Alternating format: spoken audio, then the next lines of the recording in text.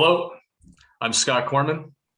I lead the dental team at Proto3000. And I'm here today to welcome you to the Making a Material Difference webinar, where we will discuss the impact that 3D printed materials and resins are having on the dental industry. And most importantly, what's involved with choosing the correct material for the correct application. I'd like to start off, before we do the introductions, with a short story. Several years ago, a friend of mine purchased his first home. And when he moved into the house, he was shocked to realize that the roof was leaking in several places. So he went to his local hardware store and bought some bathroom caulking and went on the roof and tried his best to fix any holes that he found in his roof to prevent the leaks. About a year later, the roof was leaking again. So again, back to the local hardware store. This time he bought some rolled roofing and just rolled it out all over his roof. And he thought that should do it. My roof won't leak anymore. Well, as you can expect, about another year later, yet again, his roof leaked. And finally, he decided that what he had to do is what he should have done in the first place, and that is use the right materials for the job. He had his roof reshingled with quality materials. He never experienced any roof leaking again. So the point of this story is save yourself the pain and hardship of choosing improper materials and tools to do a job. Become educated, understand what your options are, be curious, ask good questions, and then apply that to your selection of dental resins in your lab or clinic. This is becoming more and more important as we see more competition entering the market for resins. So we felt it was an important topic to discuss today. And who better to discuss it with than Keystone Industries? Today I have Mr. Chris Bringenshaw and Mr. Doug Statham from Keystone, as well as the team from Proto3000, Mr. Kaveh Shams and Mr. Ivan Barron. Again, I'm Scott Corman and I lead the dental team at Proto. And this is our life. This is what we are very, very much entrenched in and we speak about every day. So I feel honored to be able to have this discussion. Doug in particular brings a wealth of knowledge and experience to this discussion. He has over 2 decades of experience in the dental industry. I'll let him introduce himself. He's got some more to say on that. So yeah, without any further delays, Doug, if you'd like to take it away.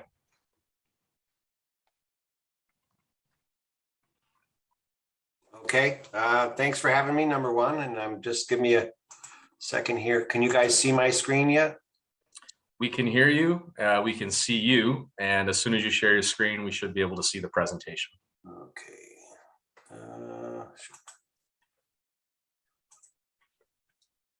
Share screen.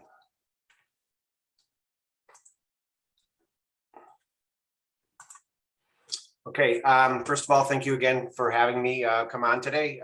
And we're just going to have a kind of an open forum today and just have a little discussion about who Keystone is and what we can offer you to some degree. But there's also going to be a lot more kind of an interview style here today and a little bit more Q&A than normal, just to kind of field any questions that may come up and kind of fill in some of the gaps you may have when it comes to either a printer or resins and what really makes the difference when it comes to different resin companies. So just a little bit about myself.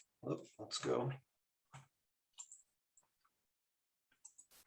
I've been in the business now actually 22 years. I started back in the late 90s with Noble BioCare, selling dental implants, and actually got involved in the CAD/CAM system with Bracera back during that time, and really have been in the CAD/CAM world ever since. So I've been involved with design softwares, different milling techniques and technologies. And then as that kind of faded out and moved more towards 3D printing, I got involved in that probably about 10 or 12 years ago now. So I've been exposed to the orthodontic market, to the implant market, crown and bridge market, the removable market now, which is very fast evolving with 3D printing. So really had touches in all different parts of dentistry. I work with pretty much every OEM printer that's out there right now in the dental space. We have more than 30 different printers that are validated with our software, which we'll touch on a little bit later. We deal with both large scale production facilities that are doing tens of thousands of models a day, right down to the single lab owner or even office solutions. Again, we work with about 30 now OEMs, both small printers and also the large printers that are available in the market. A little bit about Keystone real quick. Keystone is actually a 100-plus-year-old company. It's actually family owned, and we're based down in Gibbstown, New Jersey. We've actually been in the dental space for more than 100 years. We have over 4,000 SKUs, and many of you, I'm sure, do business with us for some of our core dental products, as well as some of our resins potentially. So we manufacture all of our resins here in the United States, and they're actually produced down in the Pennsylvania area, and then they ship out of New Jersey. All of our resins are actually FDA registered and ISO certified. This is important, and I really want to kind of dive into that a little bit more and the importance of that during our Q&A. And then the materials we do keep in stock here, so there are very low lead times as far as ordering them. We do have a good supply of them, although there is some supply chain issues in other areas. This has been actually not a problem for our resins. So all of those can be fulfilled. All those orders can be fulfilled here very quickly. As far as the resin division of ours, again, we have over 4,000 SKUs at Keystone, but the resin division within our company started back in 2018, and we introduced the soft splint that some of you may be familiar with now, that really has taken the industry by storm. This is second largest printed application now in dentistry. So you know whether it's our material or somebody else's material, it is fast becoming a household product for people to wear night guards now. And there's a number of different materials out there, and there's some unique properties to each one of those materials, but also the validation process. So again, all of our products are actually validated in-house. So we have probably 25 printers in our building down in Gibbstown that we run our products through to make sure that we get all of the proper validations done in the right settings for those printers to go ahead and make sure we're optimizing the performance of these different materials. I'm going to spend a few minutes here just kind of going through the dynamics of what the market looks like right now. And if we look at 3D printing and who's doing what, a majority of what's being printed right now is the models. But if we look at who's supplying those materials, most of the OEM printers, depending on who you're buying it from, are going to supply you with the materials. This is a little skewed because a lot of these materials may come from other companies. I mean, there's a handful, as you can see here, of third-party suppliers. We are actually the largest third-party supplier of resins. In fact, our market share is larger than all the rest of them combined. So if you look at, say, for instance, a Carbon or a Sprint Ray or a Sega, any of those printers, they actually are buying their materials from us, and they're actually selling them to the end user. So again, although 88% are being bought from the 3D printing companies, a lot of those materials, again, are provided by us. If we look at really what's driving this market, and this is a really important discussion, is why is 3D printing growing at this point, and what's driving it? It really is that the invention or the integration of a digital impression. So if we go back just 10 years ago, very few offices had actually invested in this technology. They weren't quite sure that the technology would have a proper ROI for them, or really what the benefit would be for them. Over the course of time, that has evolved dramatically. If we look at the orthodontic market, probably 60% of the offices now have intraoral scanners, and that number is growing leaps and bounds every year. If we look at the Crown and Bridge offices or the general practitioner's offices, it is probably closer to 20 to 25% now. So that integration is moving a little bit slower. And that usually is driven by the fact that the intraoral scanners that were available 3, 4, 5 years ago weren't nearly as sophisticated as they are now. They were kind of cumbersome to use, and getting the data you needed on a prep, for instance, was more difficult. So anything subgingival was harder back then. So the technology has advanced dramatically in the last 3 to 5 years. Also, the cost of it has come down. So you're seeing now more and more dental practices are integrating intraoral scanners, and now that those files coming in to your businesses make it easier for you to actually design these cases and then go ahead and produce a final product. If we look at the comparison is to traditional impressions, it's still the lion's share of the business. And so you're still seeing 78% of those coming into your offices now, coming in, through a traditional impression and having to pour a model. So only 22% of these cases now are coming in as digital files. Over the course of the next 2, 3, 4 years, you're going to see this flip flop. It's probably going to be 70% of the cases coming in digitally, and 30% coming in as a traditional impression. So as the technology if intraoral scanners continues to advance, as well as the costs continue to come down, you'll see more and more people integrate this in. And it really adds a lot of benefits to the practice, because it speeds along the dental laboratory business, meaning the cases can get done quicker. And it's also a lot more efficient. And quite frankly, at this stage, we've, I think, surpassed what a traditional impression can do as far as accuracy as well. So these intraoral scanners can really get the files over. They're better and more consistent than a traditional impression, as I'm sure many of you have experienced.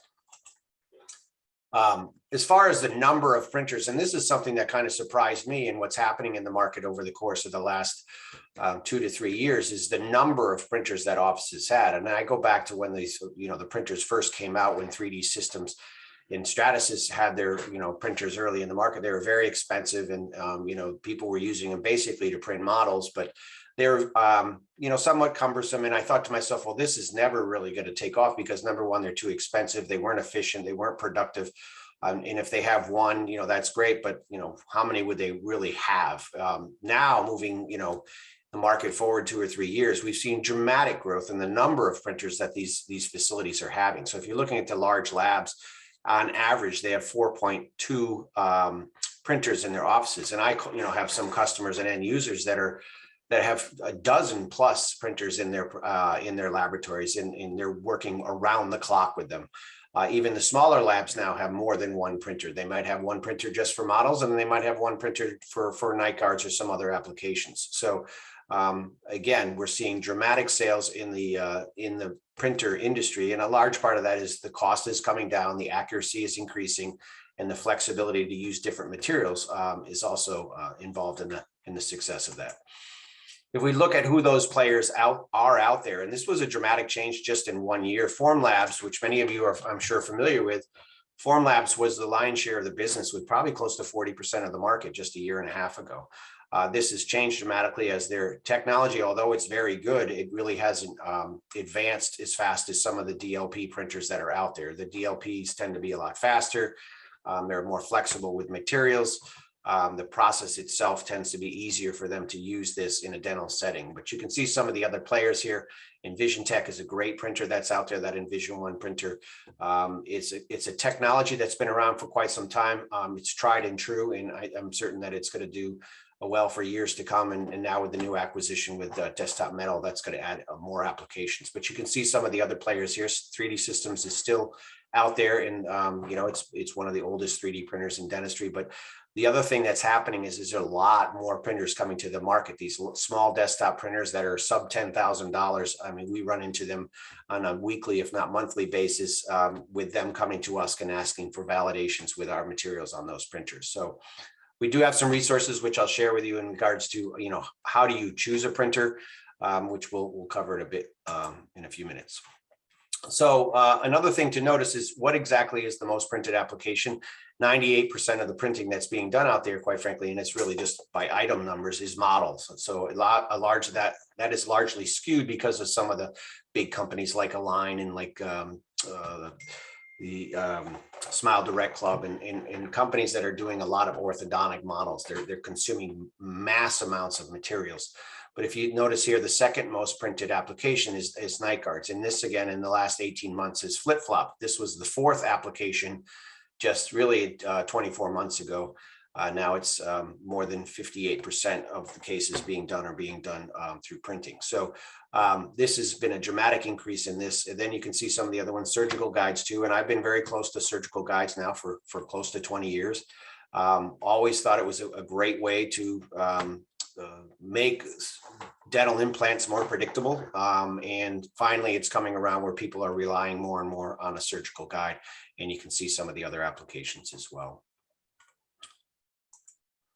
So if we want to take a look at the different software brands that are out there, and these kind of go hand in hand with the intraoral scanners and even desktop scanners. So 3Shape is really the market leader. They have set a gold standard for both the design softwares that are out there, plus the equipment that they sell, whether it be a desktop scanner or an intraoral scanner. It is kind of pricey, but sometimes you get what you pay for when it comes to this.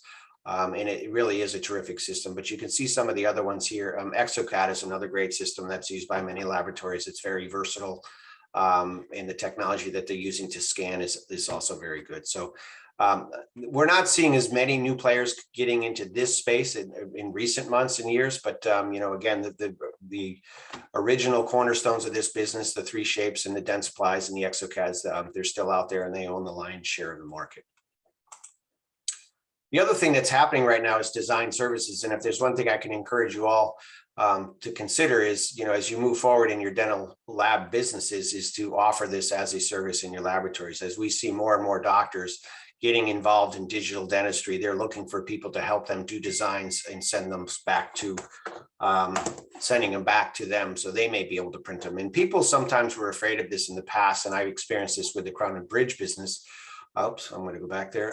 The Crown and Bridge business, and they're worried that this is going to cut into their work. But the question is that, eventually they're going to be doing some of this work. They'll never do all of it. It's kind of the 80-20 rule. But, quite frankly, some of this stuff maybe you don't want to have done in your laboratory. And if you can charge $20, $30 for a design and send it back to them in 10 minutes, it's really an efficient way to maintain those accounts and keep those accounts on board in helping them integrate too into the digital workspace. So that's a little bit about the where the industry is at this point. And then I know that Scott's going to have some questions for me just to kind of give you some more insight onto the business. So then we'll have some Q&A after that.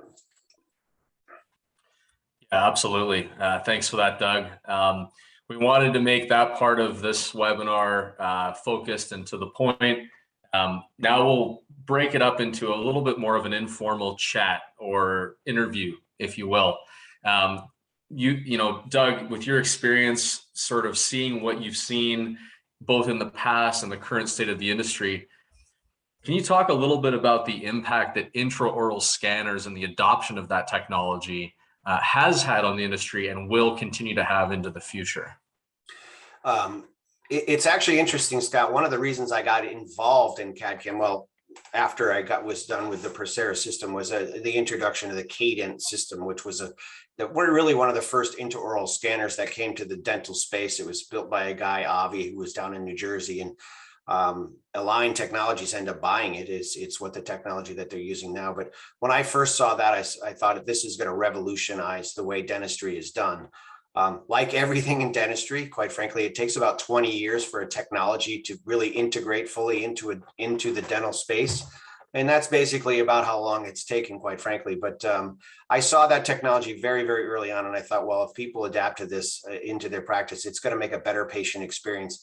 And if the technology continues to advance, it's going to be accurate enough where it's going to provide a better quality restoration faster than anything else that was in the market. So, and that's really what's happened. So, Cadent came out, and then 3Shape came out with the Trios. There was a couple of other small players, but if you look in the market now, there's, probably a dozen different intraoral scanners that you can choose from.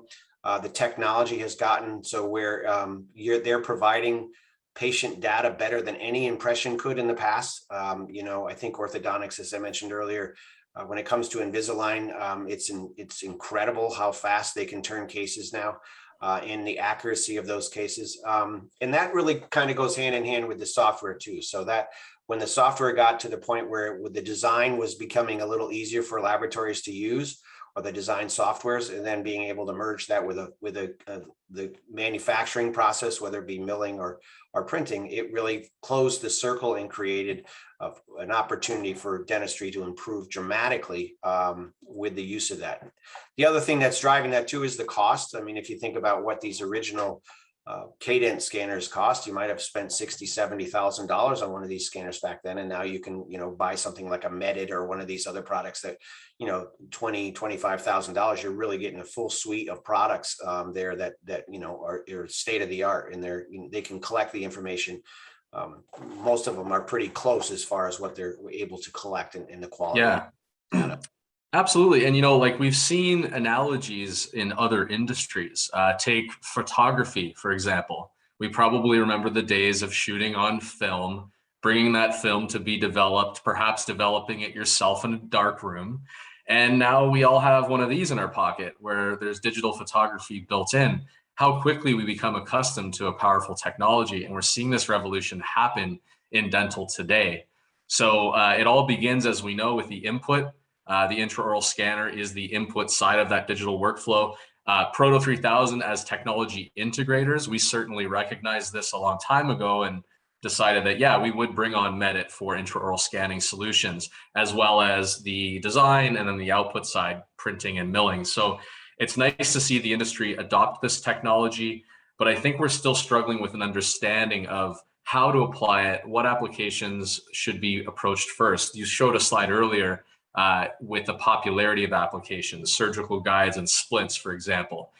Can you speak a bit about maybe your opinion of how those became the top applications and where you see that going in the future?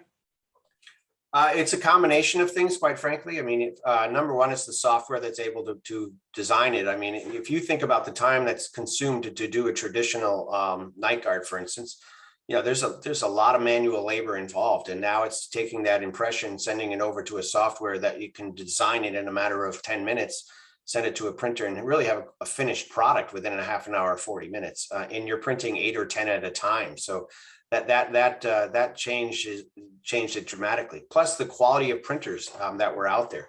I mean, now you're able to buy a whole array of different printers that print very, very well, quite frankly, and the accuracy is there and the fit is there. If we go back 3 years ago, people questioned the fit of these things, and or the accuracy of a model, for instance, and they expected it to be 16 microns. Well, first of all, if you ever printed a model at 16 microns, nothing would fit on it. At least that's what they would perceive it as. It actually fits too good. You couldn't get it off of because of undercuts and whatnot.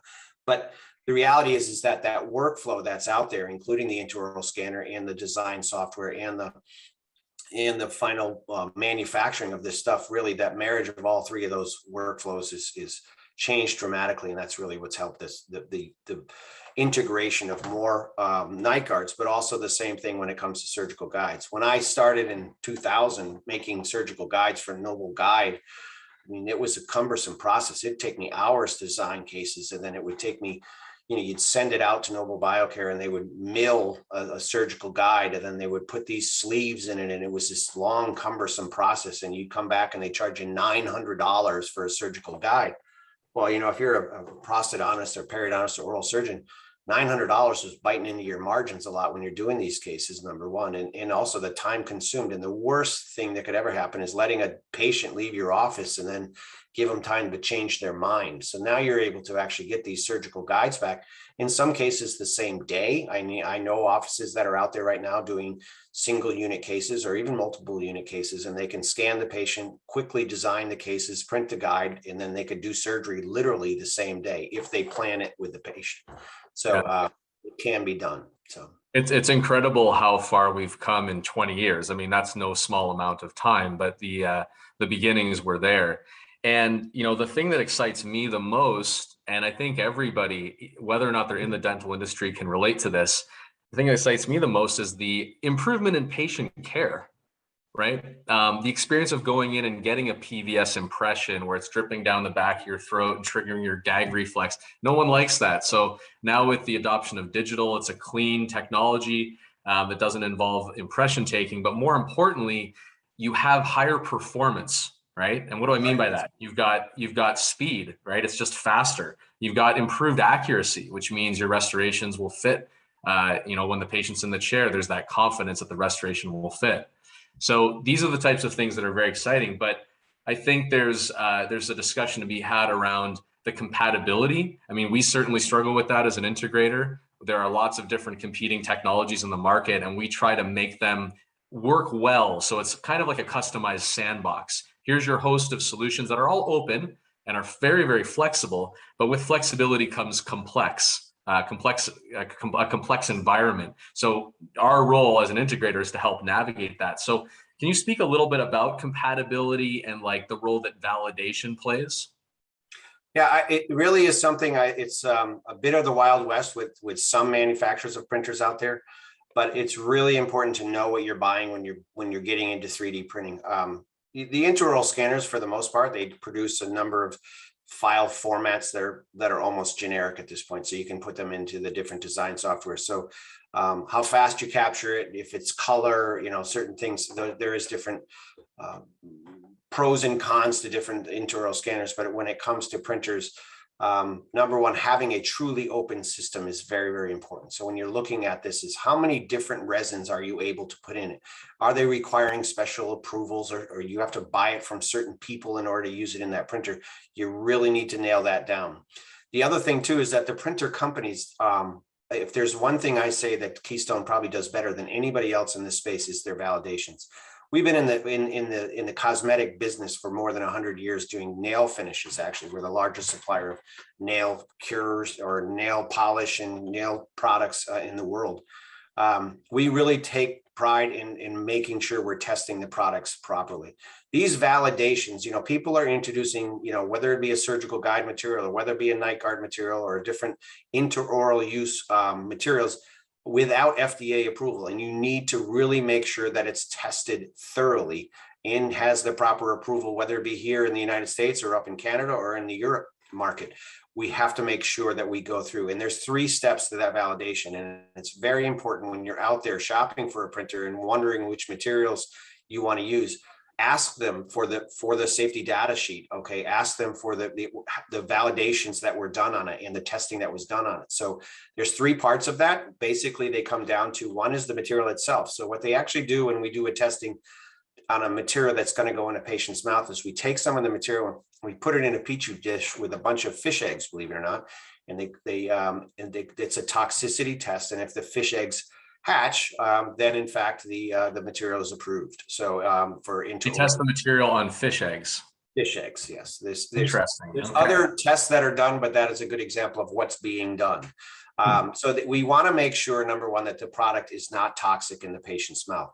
The second part of this is okay, yeah, now you have this material, but does the material work properly on a particular printer? And this is why we have so many printers in our office in Gibbstown. So Ben, who is our engineer in-house, will take somebody's printer, for instance, in a Sega or an EnvisionTech or whoever it may be, and we'll run our product through there. We come up with the settings that are going to work or make that material optimized for that particular printer. So the settings on one printer will be dramatically different than another printer. There's SLA printers, there's LCD printers, there's MSL printers. There's a number of different technologies that are out there. We have to make sure that those printers are compatible with our materials. And the third part, in which I think is the most important part or most overlooked part, certainly, is the post-curing. Post-curing for this material, a lot of people think they can kind of short side the purchase of a post-curing unit. It's well worth the money to buy a quality curing oven, because when the product comes off of the printer, it's 97+% cured.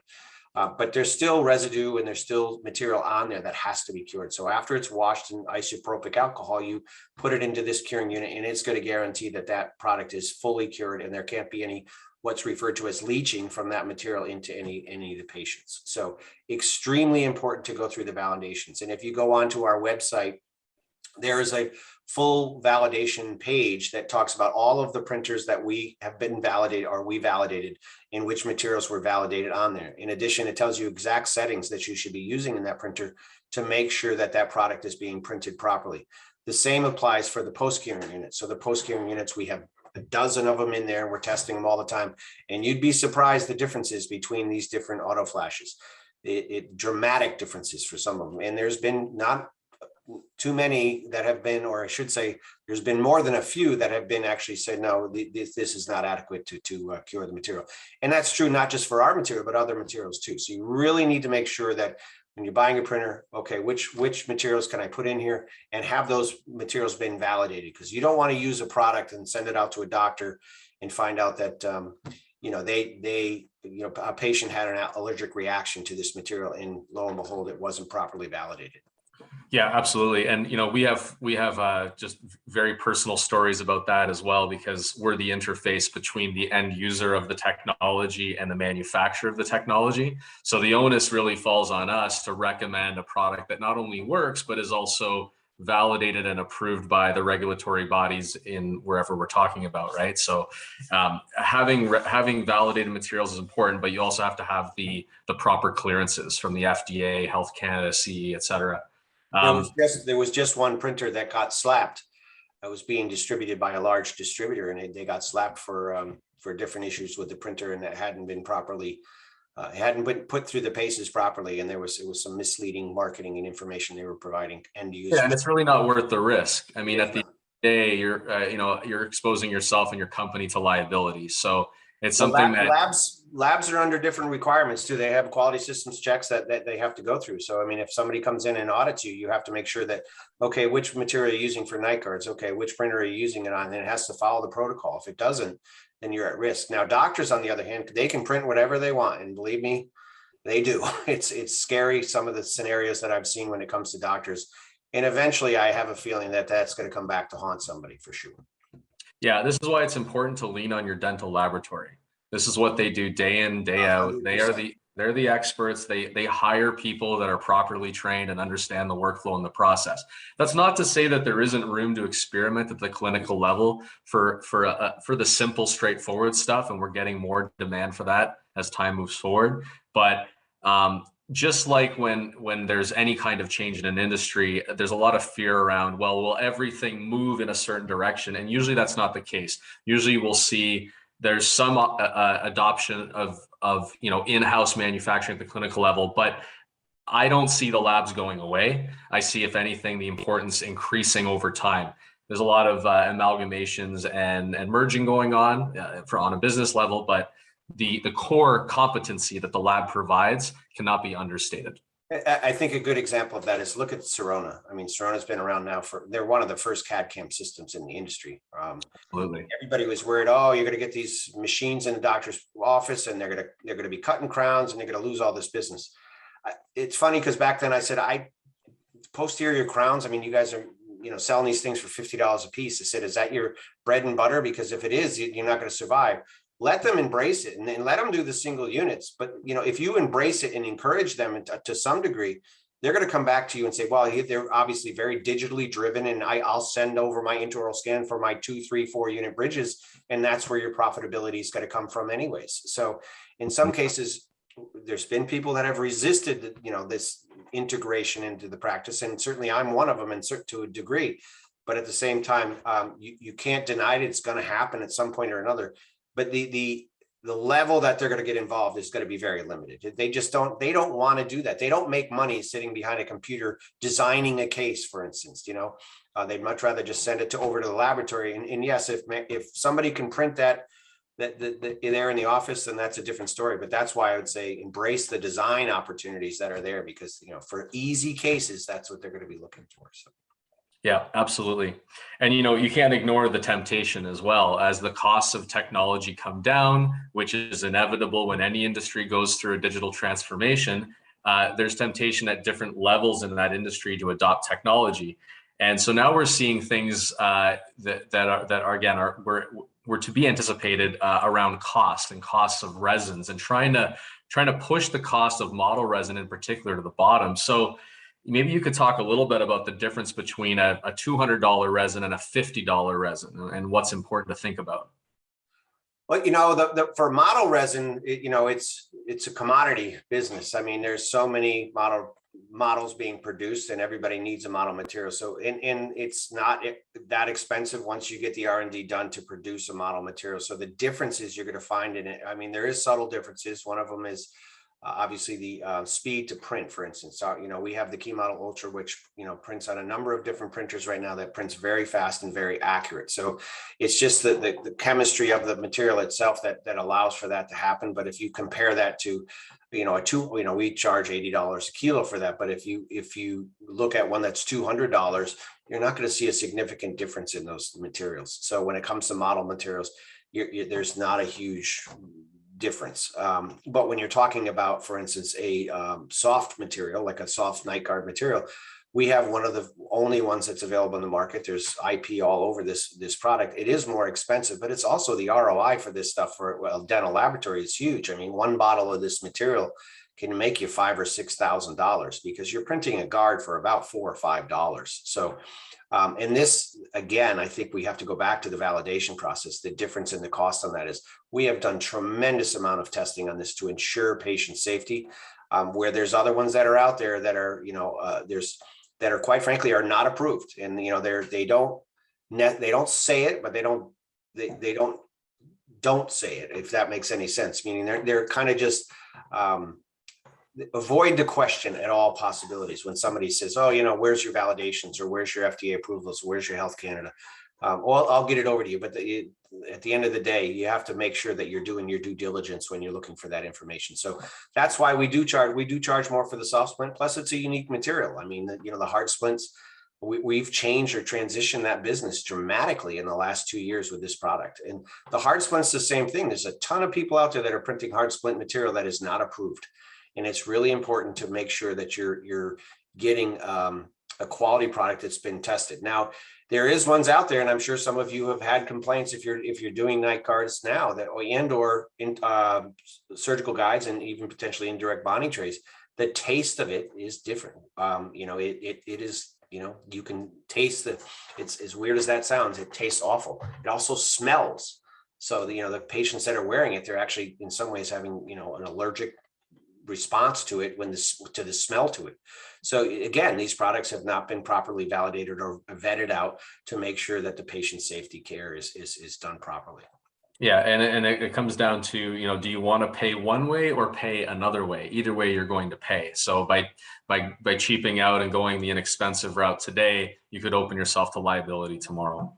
Well, I know, and I'll use one as an example. I mean, 3D Systems, it's a terrific company, and there's nothing wrong with their product. It just it smells and it tastes bad when the patient. So if you're as a lab owner are going to be using something like that, and the patient experience is crummy, and then they find out, oh, well, I got this other one who's using a slightly different material, or for some reason they're not having the same problem. They find out it is a different material. Obviously, the patient experience is going to change. So you really want to, again, use as good a quality product as you can so the patient experience is good. And that's what it's really all about. Like I was saying earlier, patient experience, we can all relate to that. And, you want to have great patient experience, but you also want to have that over time. In other words, you want consistency. So what are some considerations with respect to consistency? Because we run across situations where a competing lower quality material might be discovered in a lab where it was working for a period of time, but then problems arise. And is it the printer? Is it the process? No, it's an inconsistency in the resin itself that's creating deviations in the accuracy of the final printed model. So did you want to touch on that? It does happen. It happens to everybody. I mean, that's why we have lot numbers. So, if you're going to have a product and you're going to be selling a product, you want to be able to track the performance of that product. And it's something that we are doing on a consistent basis. When it comes to soft splint material, we've had very, very few product complaints on that product. On model material, it's a consistency thing. Sometimes, you have to make sure that, all the ingredients are being mixed properly and everything else. And there's just so much of it being made sometimes, and it's being done at such huge volumes that, potentially there's always that chance that you could have an errant, mistake in the material. Does not happen very often, but, we specialize in making materials, whether it be nail finishes or whether it be, resins for 3D printing. That's what we do all day, every day. So we're not just a small company out there mixing it in our garage. This is a professional operation that really takes patient safety and standards very seriously. So you are going to see varying degrees of quality of products, and even more so as we move into dentures, for instance. It is kind of still on the forefront, but we're moving very quickly. But those products have to be mixed very correctly by the laboratory for final use to get consistency. So you could print out of the same bottle and have one that's really pink and then have one that's a little bit darker shade or even a lighter shade. Same thing is going to happen with teeth. You have to make sure that you put it, I call them a hot dog roller, and it just rolls on there to mix it up properly. But you need to make sure that the consistency of the product is mixed properly. Shake your paint. Don't forget to shake the paint. Yeah. Exactly. That's, some people too, they'll have a problem with their printers and they'll say, how long was the material in the tray? It was a day or two. Well, you're going to get sediment in there. It happens, and it's not, it happens with ours. It'll happen with anybody. So you can't just leave the material in there for days and expect it to perform, at the top level. You have to take it back, put it back in the bottle, and then, report it when you're going to use it. Shake it up and report it. So yeah, and that's just a result of understanding the process. Right. I think Ivan had something to chime in with. Yeah, Doug. In regards to your experiences, just by shaking the bottle, that's not enough? But would you advise, different laboratories to buy one of those rollers to have handy? Well, it's not in the IFU necessarily, but it really would depend on the material. If it was me as a lab owner and knowing what I know about 3D printing, I would tend to try to mix them on a roller or on something that, number one, shaking it sometimes can be more detrimental than good. Okay. You get bubbles in it. And, exactly. And so you need to be careful about how you're doing it. Slow and steady kind of wins the race when it comes to that. It's not necessarily in the IFU, but again, for me to get to Scott's point earlier, to get that consistency, I think it's just a good practice to go by. Okay. Yeah, and I feel like the hot dog roller falls into the tips and tricks category versus the IFU, which is part of validating the material and so on. So this is where, again, as an integrator, this falls on our shoulders, where we speak to labs every day and we share best practices to ensure that everybody has the information and education available. This is at least what we attempt to do. I'm going to throw an open-ended question at both Chris and Doug. This is not part of our notes that we had in advance, so I'm kind of putting you on the spot. But if you could change, given the digital transformation that we're going through, if you could change one thing about the industry, what would it be and why would that be important? What would you want to go first, Chris? Chris is on mute there, so there we go. You want to know what I would change in the digital aspects of dentistry? Just in the industry at large, if there's something that you feel like if this one change was made, it would make a real impact and it's important. The number one would be, I guess, more acceptance. I find a lot of people are very against anything new, any change. So when they think about it, they go, I'm used to doing this traditionally. I could do this in whatever, so fast, and they're just used to it. But they don't take in consideration the overall cost that it's costing them, how much they can save. And then once you get used to it, then it's going to be faster. And I go back to when you're booking appointments by like paper and a book. So I talked to the receptionist. Yeah, you're used to that. Learning that software was horrible. Like they didn't want to do it. But now that you've transitioned, now you're using computer, booking everything online. Would you go back to writing, erasing, and going back to the notebook? No.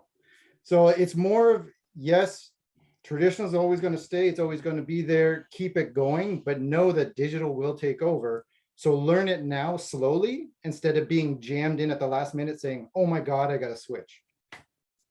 Yeah, mine is kind of in line with Chris's. Actually, it's education, and the educational part of this thing, whether it be something that's part of the ADA or part of something, it should be some sort of continuing education program on this, just to open people's eyes to what's out there. And also, for instance, the validation part of it in the patient safety part of it is, what are you really getting into when you're doing this? I don't think there's enough emphasis put on that. I mean, and it's still a bit of the Wild West. And what is the proper workflow to do this? I mean, in education, I spent many of my earlier years when I first got involved in digital in educating people on how to use softwares and how to, transition into that digital workflow.